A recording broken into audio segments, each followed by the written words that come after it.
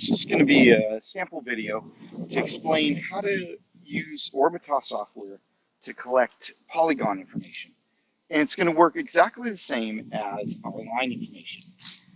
In this particular example, we're only going to have one line type available to us, but you can find the line types on the top right-hand side of the screen by clicking on the icon that's up there. And you'll see that it'll list various different line types. So if you had different types of polygons you wanted to collect, we could put in a list of different polygons.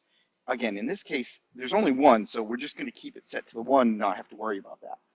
The second thing that you're going to have to understand to collect this is two features that we have. One is called location type, the other is called parent. Okay, so this video also makes an assumption that you understand how to open a job, connect to the USDA receiver. You can see that we're connected to an USDA receiver. We have about 1.5 foot accuracy. We have a yellow icon. We're ready to collect. So we're going to mash the collect location button, which is the Google teardrop with the plus sign. And it's going to start collecting. It's going to collect our first location, and it's going to be called location 1. And if you glance down at the Google icon over a map, you're going to see right beside it, it says site vertice.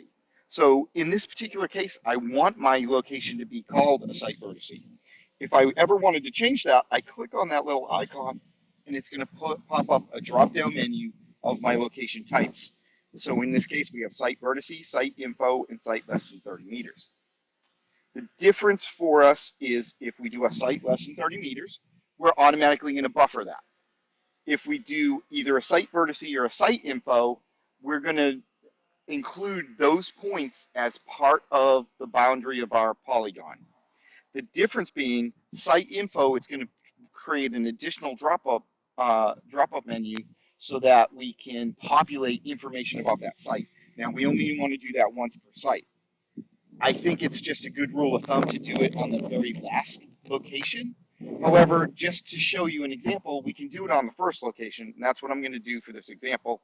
So I'm going to call this site info before I hit save. And when I hit save, it pops up and it says, what's my site number? This will be site number 1. Do I have a comment? Is there a comp? I'll put comp 1. And then is this a new site or a revisit to an existing site? And we'll just call it new site. Click add. Next, we're going to move down our line to our next vertice on our polygon. Any polygon vertices as you need on that polygon. We're going to just go ahead and instead of creating site info though, we're going to create a site vertice.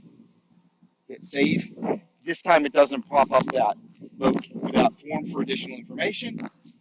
We come to our next point, rinse and repeat. Notice it calls it a site vertice because it understands that the last point was a site vertice. Click save. That is why I would recommend you do the site info for the very last point. Call the first point a site vertice. Call the last point the site info and population. Okay, see we're building up the perimeter of a polygon. You can see it in the purple line there.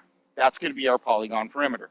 Now the only thing that will be slightly weird is we're not going to close the polygon. So if right here, this is going to be my last point on the polygon, we'll go ahead and click the final site vertice and click save. Now, if I'm done with the site, I just go on to my next site.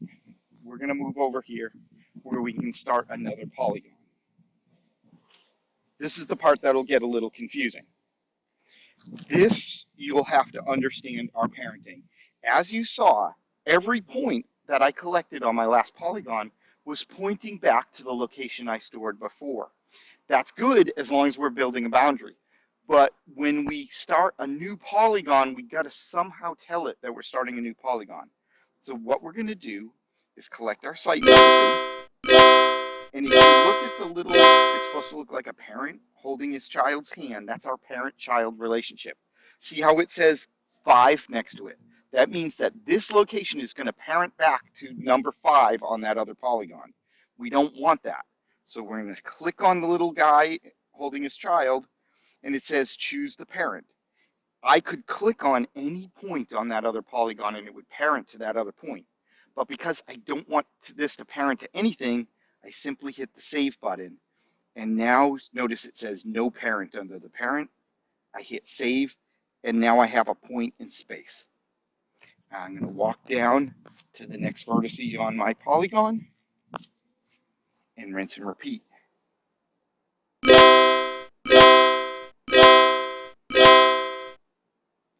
Collected a second. Point number 7, it pointed back to the point number 6. So once again, I'm building up a polygon exactly how I want. Point number 8. For obvious reasons, you always need at least 3 vertices to form a polygon. It won't form a polygon with less than 3 vertices. I think it's a good rule of thumb to get as close back to where you started the polygon as you can. It will snap a straight line shut back to where you began. But if that gap is too big, you can get some bad results. So always try to get as close as you can. On this case, I'm going to select a fourth. I'm going to change it from site vertice to site info. Hit save, and it's going to pop up. Here's my site number. 2, comment again. Comp, this will be 2, and we'll keep it at new site. And boom, we've created 2 different polygons, each one with a position that has a site info, one site info vertice where I collected the information for that site. Again, I think it makes sense to do it on the last vertice. You can do it on the first, you could do it on the second. It really doesn't matter. As long as you're doing it on one vertice, you're putting that site info. It'll grab the information. We're going to show 2 other features here. I'm going to come out here a little ways. And by the way, notice that my icon for the site info is slightly different than my vertice icon. That's on purpose so that you can look back at a polygon and know, oh, I put site info on location 1, I put site info on location 9, and know that it was added just by visually looking. We're going to collect a position right here off the side of both of those polygons. We're going to hit save, and this time we're going to change our location type to site less than 30 meters. Again, notice it has a unique icon. We hit save, and it wants us to put that same site number. This will be 3. Another comment. We'll put a comp of 3. Again, new site. And I'll move off of the point so you can see. And again, we have a third icon type. Just a little pin mark to say that is a site that's less than 30 meters. So it's going to form a buffer around it, but it's going to do that automatically. All right. Let's see. The final thing I want to show, if you're not sure you put the site info on, say, location number 1, or we wanted to see what that info was, or possibly even edit it, we can click on that. And we're going to go to units and spans. I know that terminology doesn't make a lot of sense. That's more of a utility terminology where they put unit and span information onto a location. In your case, the unit, as we're calling it, is the site info.